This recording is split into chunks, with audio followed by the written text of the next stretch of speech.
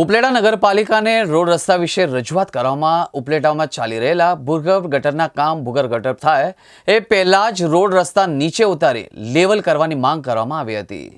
ડગલીવાડી Swaminarayan society Upleta તથા Swaminarayan society ડગલીવાડી વિસ્તારના રહીશો અમારી સ્થાનિક સમસ્યાઓને લઈને આજે અમે પ્રમુખ શ્રી ઉપલેટા નગરપાલિકા વર્ષાબેન ગજેરાને મળ્યા અને અમારા મુખ્ય 4 મુદ્દા હતા તે વર્ષાબેનને અમે જણાવ્યા. તેમાંનો પહેલો મુદ્દો એ હતો કે અમારી સોસાયટીમાં ભૂગર્ભ ગટરનું કામ ચાલુ થાય તે પહેલાં અમારી સોસાયટીના રોડ રસ્તા નીચા ઉતારવામાં આવે, જેથી કરીને ચોમાસામાં વરસાદી પાણીથી થતી માણસોની નુકસાનીથી બચી શકે અને પાણીનો નિકાસ થઈ જાય. ચોમાસા દરમિયાન અમારા વિસ્તારમાં આવેલા ગરીબ લોકોના ઘરમાં વરસાદી પાણી ઘૂસી જાય છે અને તેને અપાર નુકસાન થાય છે. બીજો પ્રશ્ન અમારો એ હતો કે અમારી સોસાયટીમાં રોડ રસ્તા હજી કાચા છે, તો જે આપણે ગેસની પાઇપલાઇન નાખવામાં આવે તેની શરૂઆત વોર્ડ નંબર 7થી કરવામાં આવે તે બેનને નમ્ર વિનંતી કરવામાં આવે.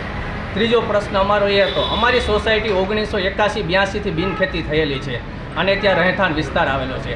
આશરે 42 વર્ષ ઉપરનો સમય થઈ ગયો હોવા છતાં હજી સુધી અમારી સોસાયટીમાં પાકા રોડ રસ્તા નથી થયા. તેની બેનને કીધું નોંધ લઈ જરૂરી કાર્યવાહી કરવા માટે બેનને અરજી કરવામાં આવી છે.